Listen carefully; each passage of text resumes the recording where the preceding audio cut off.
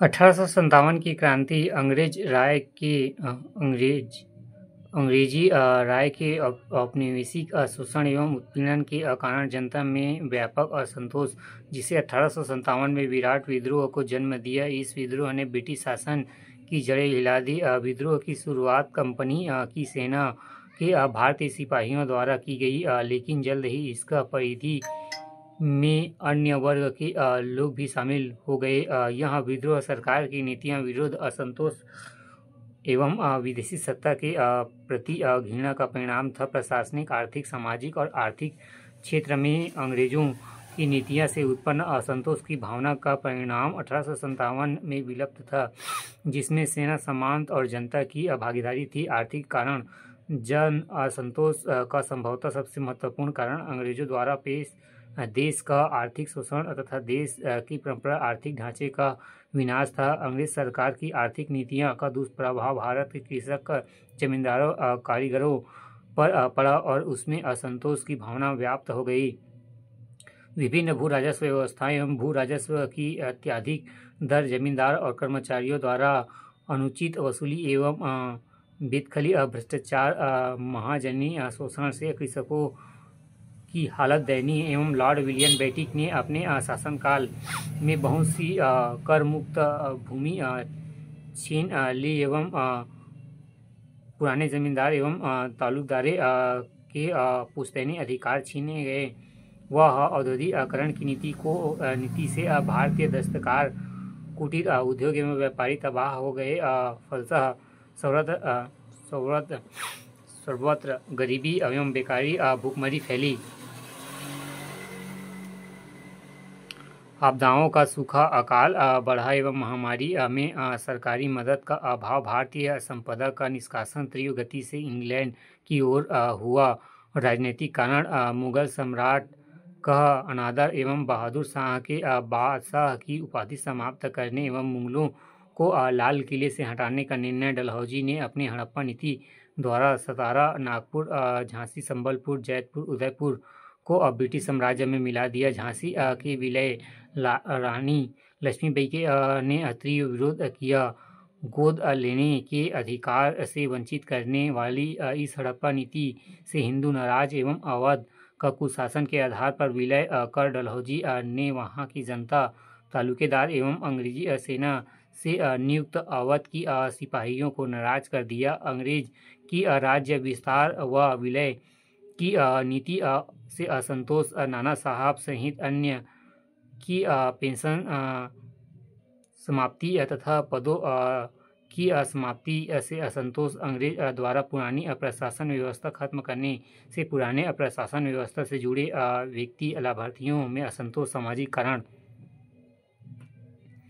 अंग्रेज ने पाश्चात्य शिक्षा संस्कृति के प्रचार का प्रसार किया, जिसमें रूढ़िवादी भारतीयों में आशंका का और असंतोष, सती प्रथा पर प्रतिबंध, 1829 विधवा पुनर्विवाह अधिनियम, 1856 कन्या हत्या पर प्रतिबंध आदि रूढ़िवादी भारतीयों को स्वीकार नहीं था। इसे व्यापक असंतोष, अंग्रेजों की वर्ण विभेद की नीति एवं व्यवहार से भी भारतीय जनता उद्वेलित थी।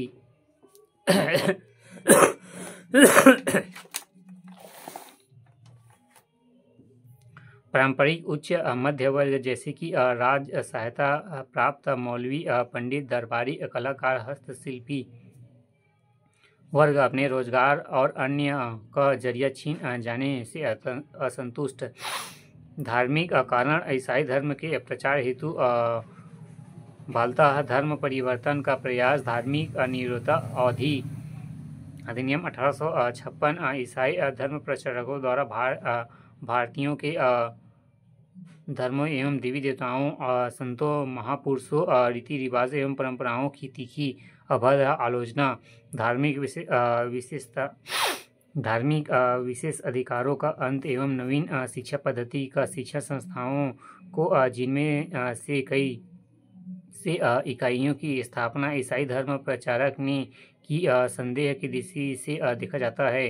अंग्रेज द्वारा रेल, डाक, तार के क्षेत्र में किए गए कार्यों को भारतीय में मात्र ईसाई धर्म के प्रचार का माध्यम मानने के कारण अंग्रेजों के प्रति उनके मन में विद्रोह का भावना भड़क उठी। सैनिकरण अंग्रेज की फौज में भारतीय सैनिकों के लिए पदोन्नति के रास्ते बंद थे। भारतीयों के लिए उच्चतम पद सूबेदार था। यूरोपीय सैनिक के मुकाबले वेतन अत्यंत कम थी। सिंध पंजाब के विलय के बाद सैनिकों का विदेश भत्ता बंद। भारतीयों को धार्मिक प्रतीक जैसे कि टीका, दाढ़ी, पगड़ी के प्रयोग की स्वतंत्रता नहीं।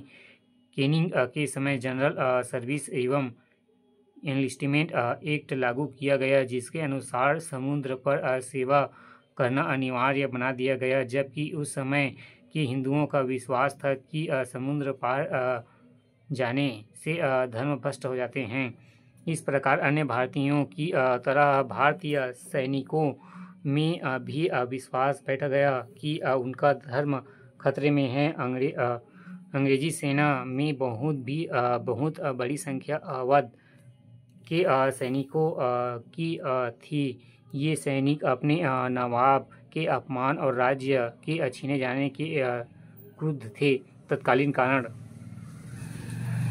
कारण ऐसा ही परिस्थितियों में कंपनी सरकार के एनफील्ड राइफल का प्रयोग किया, जिसमें कारतूस के पैकेट को दांतों से काटना पड़ता था। सैनिकों को जानकारी मिली कि कारतूसों में गांव सुअर की चर्बी का प्रयोग होता है। इसमें हिंदू मुसलमान दोनों वर्ग के सैनिकों की आर्थिक भावनाओं की ठेस पहुंची। उनमें रोष व्याप्त हो गया एवं धर्म छीन जाने का भय विद्रोह भड़कने का तत्कालीन कारण बनी एवं सैनिकों ने धर्म भ्रष्ट करने के बजाय ऐसे आपत्ति शासन का अंत करना उचित समझा। विस्फोटक स्थिति पहले से विद्यमान थी। चर्बी वाले कारतूसों के मामले में चिंगारी का कार्य किया और क्रांति आरंभ हो गई। महत्वपूर्ण घटनाएं। व्यापक विद्रोह आरंभ के पूर्व ही बैकुंठपुर कहलाता इन कारतूसों का कारखाना था। ये मंगल पांडे ने 27 मार्च 1857 को चर्बी वाले कारतूस का प्रयोग करने से इनकार कर दिया और 2 अंग्रेज अफसरों की हत्या कर 29 मार्च को मंगल पांडे को फांसी दे दी गई। कहा जाता है कि नाना साहब, अमीज मुल्ला आदि ने विद्रोह को संगठित करने का प्रयास किया। क्रांति के पूर्व कमल और चपाती के माध्यम से उत्तरी भारत में विद्रोह का संदेश फैलाया गया। 31 मई 1857 को विद्रोह की तिथि तय की गई। 24 अप्रैल 1857 को कर्नल स्मिथ ने मेरठ में एक घुड़सवार सैनिक दस्ते को चर्बी वाले कारतूसों के प्रयोग की आज्ञा दी। दस्ते के अधिकांश सिपाहियों ने आज्ञा मानने से इनकार कर दिया। अनुशासनहीनता के लिए सैनिक अदालत द्वारा कैद की सजा सुनाई गई, जिसके विरोध में 10 मई 1857 को सैनिकों ने खुली बगावत कर दी एवं सैनिकों ने जेल पर आक्रमण कर अपने बंदी साथियों को रिहा कर लिया, अंग्रेजों का वध करना आरंभ कर दिया तथा विद्रोह सैनिकों ने 11 मई को दिल्ली पहुंचकर लाल किले पर अधिकार कर लिया। मुगल सम्राट बहादुर जफर को भारत का सम्राट एवं क्रांति का नेता घोषित कर दिया। दिल्ली में 1857 में विद्रोह का वास्तविक नियंत्रण जनरल बख्श खां के हाथ में था। दिल्ली से प्रारंभ होकर शीघ्र ही विद्रोह अलीगढ़, इटवा, मथुरा, मैनपुर, रुहेलखंड एवं कानपुर, अवध, झांसी, नागपुर तथा बिहार में भी फैला। विद्रोहों ने ब्रिटिश उपनिवेश के हर प्रतीक पर हमला प्रारंभ कर दिया, अंग्रेजी खजाने को लूट दिया, शास्त्रगणों पर अधिकार कर लिया। किसानों एवं दस्तकारों, जमींदारों एवं तालुकदारों ने सैनिकों के साथ दिया। नाना साहब, तात्या टोपे एवं अजीमुल्ला ने कानपुर में, रानी लक्ष्मीबाई ने झांसी में एवं कुंवर सिंह ने जगदीशपुर बिहार में, हजरत महल में, अवध में एवं अहमद उल्लाह ने लखनऊ में और बहादुर जफर एवं बख्श खां ने दिल्ली में विद्रोह को संगठित किया। यह लंबे समय तक चला। स्थान नेता एवं दमनकर्ता दिल्ली बहादुर शाह, बख्श खां एवं बनाड हडसन, कानपुर नाना साहब, तात्या टोपे, कैम्पबेल, जगदीशपुर कुंवर सिंह एवं विलियम टेन्स, वेसेंट अयर, झांकी रानी लक्ष्मीबाई, ह्यूजरोज, लखनऊ बेगम हजरत महल, कैम्पबेल, इलाहाबाद लियाकत अली, नील, बरेली खान बहादुर खां एवं कैंपबेल, हेवलॉक एवं ट्राउमट्रम। मध्य भारत तात्या टोपे, फिरोजाबाद अहमद उल्ला, फिरोज शाह एवं मथुरा देव सिंह एवं मेरठ कदम सिंह। विद्रोह का दमन। विद्रोह का केंद्र उत्तर भारत था। पंजाब एवं राजपूताना, दक्षिण व बम्बई प्रेसिडेंट इससे प्रभावित थे। 1858 ई के अंत तक विद्रोह कुचल दिया गया। सितंबर 1857 में अंग्रेजों ने दिल्ली पर पुनः कब्जा कर लिया एवं बहादुर शाह को बंदी बनाकर बाद में पदस्थ कर रंगून भेज दिया गया, जहां उनकी मृत्यु हो गई। सितंबर 1857 में अंग्रेजों ने लखनऊ पर कब्जा कर लिया, परंतु बेगम हजरत महल का आत्मसमर्पण करने से इनकार कर दिया एवं नेपाल पलायन कर गई। रानी लक्ष्मीबाई ने झांसी से निकलकर तात्या टोपे की मदद से ग्वालियर पर कब्जा कर लिया। अंततः जून 1858 में हीरोज से लड़ते हुए उसकी मृत्यु हो गई। नाना साहब नेपाल चले गए एवं कुंवर सिंह की घायल अवस्था में मृत्यु हो गई। तात्या टोपे को एक मित्र ने धोखे से पकड़ा दिया, बाद में उन्हें फांसी दे दी गई। विद्रोह को कुचलने से बर्नार्ड विल्स एवं हडसन, कर्नल लील, हैवलॉक, रेमंड एवं हेनरी लॉरेंस आदि को भारतीय राजाओं एवं निजामों एवं सामंतों में मदद की। ग्वालियर के संध्या, इंदौर के होलकर एवं हैदराबाद के निजाम, अन्य राजपूत शासक, भोपाल के नवाब एवं पटियाला, पंजाब सिख सरदार एवं कश्मीर व नेपाल के शासकों ने विद्रोह को कुचलने में अंग्रेजों की सक्रियता सहायता की। 1862 में बहादुर शाह जफर की रंगून में मृत्यु हो गई। झांसी में 1853 तक गंगाधर राव शासन कर रहे थे। इनकी मृत्यु के बाद रानी लक्ष्मीबाई ने कुल दस्तक पुत्र की संरक्षिका के रूप में शासन संभाला। रानी लक्ष्मीबाई ग्वालियर में 17 जून 1858 को शहीद हो गई। 1857 की क्रांति के असफल के कारण। सुनियोजित कार्यक्रम और संगठन का अभाव। 1857 का विद्रोह किसी पूर्व निश्चय योजना के आरंभ हो गया। यही 31 मई 1857 को विद्रोह का दिन निश्चित किया गया था, परंतु यह समय से पहले ही प्रारंभ हो गया एवं विद्रोहियों का कोई ठोस संगठन भी नहीं था।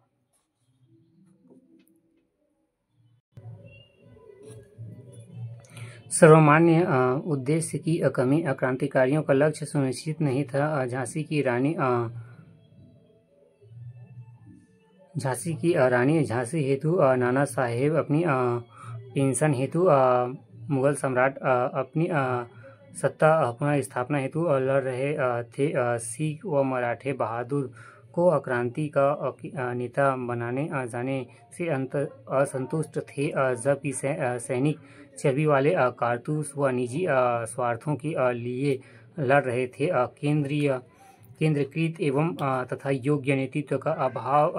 विद्रोही नेता एकजुट एवं संगठित होकर राज विद्रोहियों का नेतृत्व नहीं कर सकते। उनमें साहस और वीरता थी, किंतु कूटनीतिकता व सैन्य संचालन की अभाव तथा अंततः वे अंग्रेजों की कुशल सेनापति के समक्ष नहीं टिक सके। विद्रोह का सीमित स्वरूप। यह क्रांति उत्तरी एवं मध्य भारत के कुछ हिस्सों तक सीमित थी। बंगाल, पंजाब एवं कश्मीर, उड़ीसा, दक्षिण भारत तक यह क्रांति नहीं फैल पाई।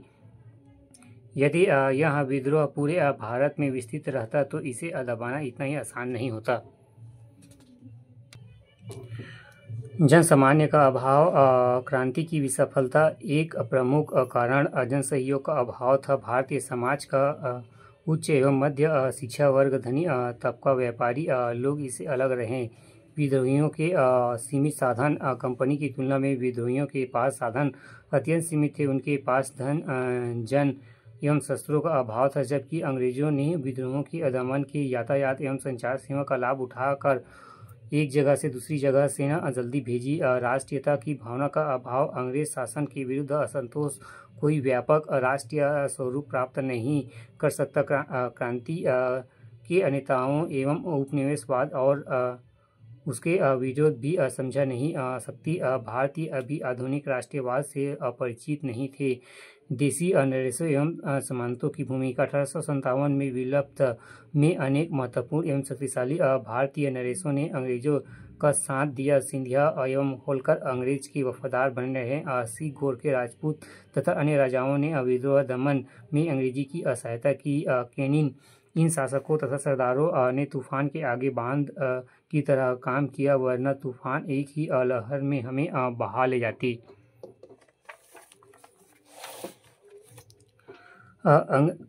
अंग्रेजों के अनुकूल परिस्थितियां एवं कुशल सैन्य संचालन विद्रोह के समय अंतर्राष्ट्रीय परिस्थितियां एवं अंग्रेजों की सर्वथा अनुकूल थी। चीन एवं क्रीमिया के युद्ध समाप्त हो चुके थे। आधुनिक तथा प्रशिक्षित एवं श्रेष्ठ आवागमन व संचार साधन एवं आधुनिक अस्त्र तथा उच्च कोटि के सेना नायकों की सहायता से उन्होंने इस असंगठन विद्रोह का दबा दिया। 1857 की विद्रोह की विसफलता ने भारतीयों को यह सिखा दिया कि सिर्फ सैन्य बल के आधार पर ही अंग्रेजों की मुक्ति नहीं हो सकती है, बल्कि इसके लिए सभी वर्गों की भागीदारी एवं राष्ट्रीय भावना आवश्यक है। इसने भारत में राष्ट्रीयवाद के उदय को प्रेरणा दी।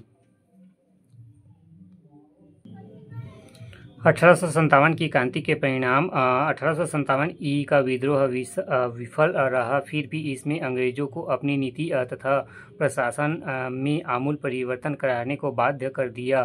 कंपनी शासन का अंत ब्रिटिश संसद में 1858 में अधिनियम द्वारा कंपनी का शासन समाप्त कर दिया और भारत का प्रशासन ब्रिटिश सरकार ने महारानी के नाम पर सीधे अपने हाथों में ले लिया। सभी देसी रियासतों को ब्रिटिश पैरामोंटेसी के अंतर्गत लाया गया। भारत सचिव एवं इंडिया काउंसिल 1858 के अधिनियम के तहत भारत सचिव ने नियुक्ति गवर्नर जनरल को वायसराय का दर्जा दिया। उसे सीधे सम्राट के प्रति उत्तरदायित्व बनाया गया। केनिन प्रथम वायसराय बना। महारानी की घोषणा 1 नवंबर 1858 को इलाहाबाद में शानदार